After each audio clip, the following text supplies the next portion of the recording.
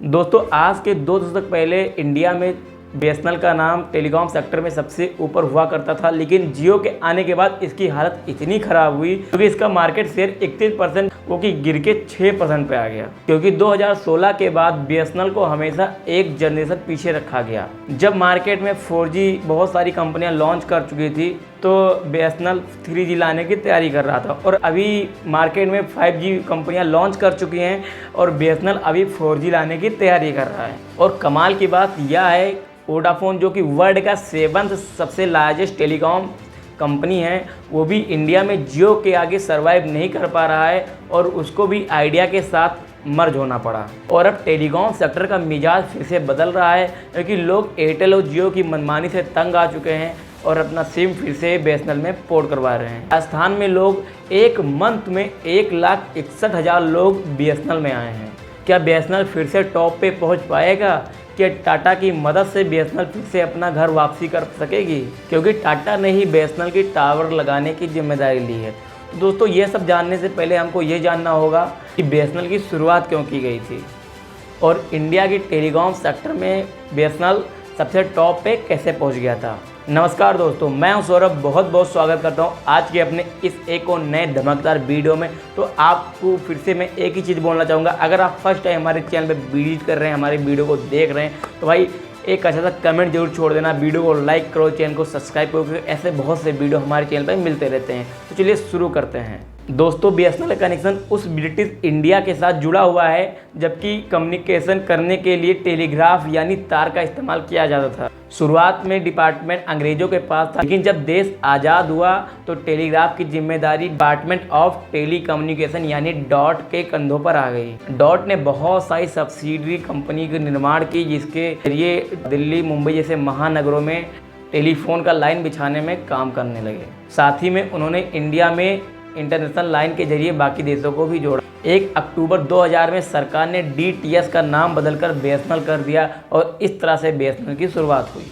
साल 2000 में इंटरनेट, 2002 में 2G और 2005 में ब्रॉडबैंड सर्विस प्रोवाइड की गई और कुछ सालों में यह एयरटेल को पीछे छोड़ दिया। 2005 में इससे 2.5 करोड़ कस्टमर जुड़ चुके थे। साथ ही यह 1 मिलियन ब्रॉडबैंड सर्विस को कनेक्शन दे रहा था और कंपनी ने इस दौरान 10,100 करोड़ का प्रॉफिट अर्न किया और इसका मार्केट शेयर जो है वो 31% तक चला गया और इसका प्रॉफिट मार्जिन कम हो रहा था। इन्हें साल 2006 से 2007 के बीच 7,806 करोड़ का प्रॉफिट अर्न किया। लेकिन ऐसा क्या हुआ कि कंपनी सालों साल डूबती जा रही थी। कंपनी में 2004 से ही एक बहुत बड़ा स्कैम चल रहा था जिसके मास्टरमाइंड थे उस समय के union minister of communication Dayanidhi मरण। उस केस को टेलीफोन स्कैम एक्सचेंज के नाम से जाना जाता है। उन्होंने कई सारे टेलीफोन नेटवर्क लगाए थे। इसका यूज उनके पर्सनल बिजनेस सन टीवी में यूज किया जा रहा था।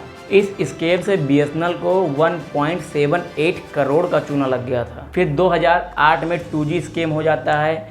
इसमें बीएसएनएल का 1,76,000 करोड़ का नुकसान हो जाता है और 2010 में बीएसएनएल का मार्केट शेयर 14% पर आ चुका था और 2010 से 2011 के बीच बीएसएनएल को 6,384 करोड़ का नुकसान हुआ, जो 2011 और 12 में 8,851 करोड़ हो गया।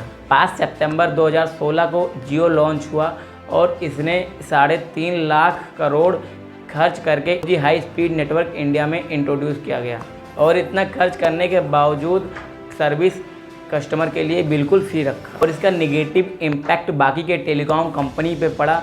सिर्फ एयरटेल खड़ा रहा इसके कंपटीशन में, बाकी बीएसएनएल का मार्केट शेयर 9% पे आ चुका था। जियो के 4G लॉन्च करने के बाद बाकी की टेलीकॉम कंपनी 4G पर स्विच हो चुकी थी सिवाय एक कंपनी के जो कि बीएसएनएल, और जहां पर बाकी टेलीकॉम कंपनी 6G पर काम कर रही है वहां पर बीएसएनएल 4G लगाने पे काम कर रहा है और बीएसएनएल इनके प्राइस वार में फंसा हुआ था और स्लो डिसीजन मेकिंग के कारण कंपटीशन में नहीं आ पा रहा था और इसका असर यह हुआ कि फाइनेंशियल ईयर 19-20 में इस कंपनी को 15,500 करोड़ का लॉस उठाना पड़ा। इसका मार्केट शेयर 6% पर आ चुका था। हालांकि सबको लगने लगा था कि अब बीएसएनएल कंपनी बंद हो जाएगी, लेकिन सरकार ने इसको चालू रखने के लिए बहुत सी कोशिशें की। साल 2021 में बीएसएनएल को 40,000 करोड़ का पैकेज दिया गया, लेकिन यह अमाउंट बीएसएनएल को खड़ा करने के लिए काफ़ी नहीं था। और हर साल ये कंपनी लॉस में जा रही थी और फिलहाल अभी भी इस कंपनी पे 2289 करोड़ का कर्ज भी है।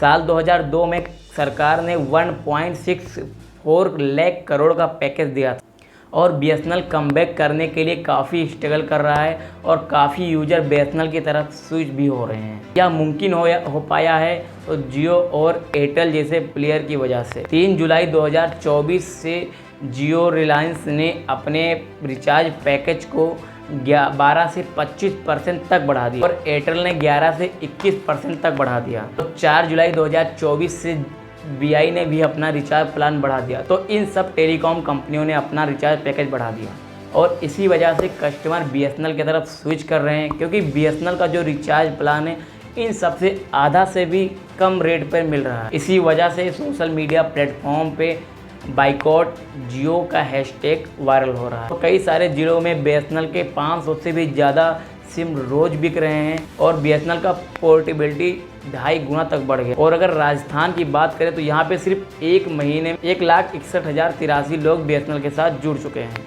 और बीएसएनएल और तेज़ी से ग्रो होने के लिए बहुत से इंडियन कंपनी के साथ मर्जर होकर काम कर रही है। उनमें से एक का नाम है टाटा ग्रुप की टीसीएस कंपनी ने बीएसएनएल के साथ 4G नेटवर्क को फैलाने के लिए की डील की है कि पूरे इंडिया में 1.12 लाख टावर लगाने का काम करेगी और यह एयरटेल और जियो के लिए एक बहुत ही बड़ी खतरे की घंटी की तरह है।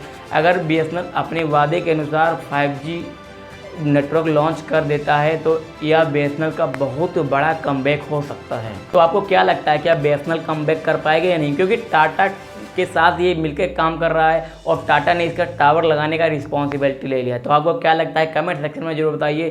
तब तक के लिए मिलते हैं एक और नए धमाके वीडियो के साथ। तब तक के लिए जय हिंद, जय भारत।